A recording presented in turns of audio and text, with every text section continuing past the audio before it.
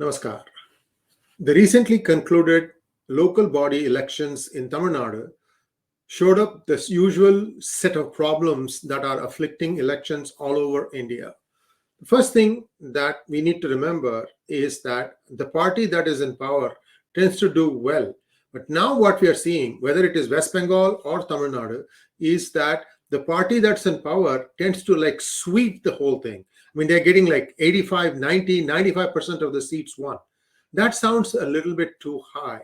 So if you start looking underneath the hood a little bit, a lot of things stand out. For one thing, we know that in many areas, the minority segment in that particular constituency is intimidated from going and voting. So basically, they are not even able to get to the polling station. I'm saying this for all religions. It's not just one religion versus the other. The percentage, if you have Hindus, for example, comprising 30% of the vote, they are actively discouraged from going and putting vote. This has been reported in many places, especially in places like West Bengal, Kerala, and so on and so forth. That's one way. That is not fair. Everybody should be having a free and fair chance to vote.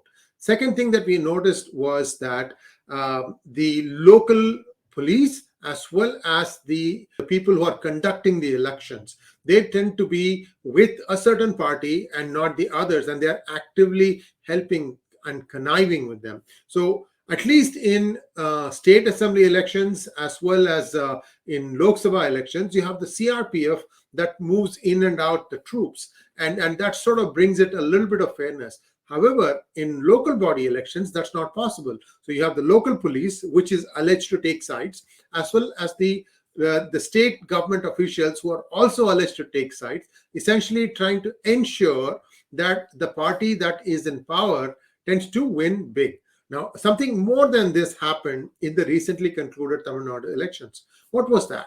Now, many places it is alleged that after 5 p.m., remember that polls close only at 6 p.m., at 5 p.m., the closed circuit TV cameras were turned off, and that a lot of ballots were cast. And this, in fact, in Tamil Nadu, it was done using EVMs, and still people managed to put fake votes. And they say that if it was not for this, the DMK would not have won so big, especially in places where it had come up a cropper in the recently concluded state assembly elections, such as the entire Kongu belt area, where the DMK appeared to have done extremely well. And people are really boiling as to how they managed to capture the whole booth for an hour. And this is something that needs to be fixed. This cannot happen, and there is a way to fix this thing. What are the things that are possible? First of all, you have state government officials that are monitoring the elections, right? Local body elections. Why don't you use state government officials from a different state? So it's just a matter of giving them the travel allowance and making them to travel to the new state to hold the election. That way, they don't have any favoritism. The second thing that can be done is that the election officials, the 𝗣𝚗, Election Commission officials, can make sure that if the CCTV camera gets turned off for any reason before the allotted time, that is like if 5 p.m. it gets turned off, then they don't allow or take the votes in that constituency. It has to be done all over again. That is an automatic repoll. And when you have the automatic repoll at a different date, then you make sure that you double up your security processes and make sure that the vote is fair. The other thing that can be done is that the check of voter card with the Aadhaar card, to make sure that the two are brought together and that they both have to manage. This will cut some of the fake voting system. However, this is not everything. When you have the officials themselves in connivance, there has to be a way in which this whole process can be made completely watertight. Now, somebody may say it is too expensive to, bus or bring people from a different state in to come and conduct the election. So what is the way out? The way out, I've been saying this for a long time, is to have blockchain and let the voting process come to you at your home. You take the entire process out of the hands of these conniving people, because that's the only way. That's the only way, I'm telling you.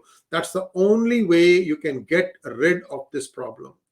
Right now, it is alleged that every government employee is a secret DMK party member. I'm just saying it's alleged. I'm sure there are people who are neutral too. The same with the TMC in West Bengal, and so I can go on and on.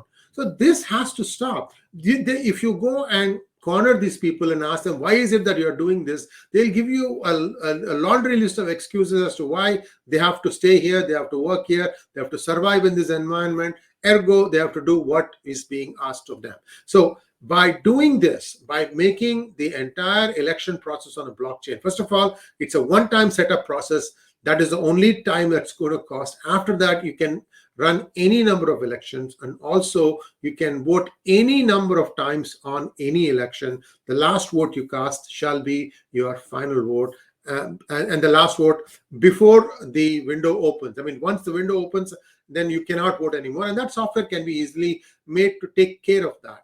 And you can also, once you bring in blockchain, insist that every eligible voter has to vote. No options, no choice. You have to do that. That way, what happens is it truly captures the will of the people. Thanks for watching. Please like, share, and subscribe to this video. And namaskar.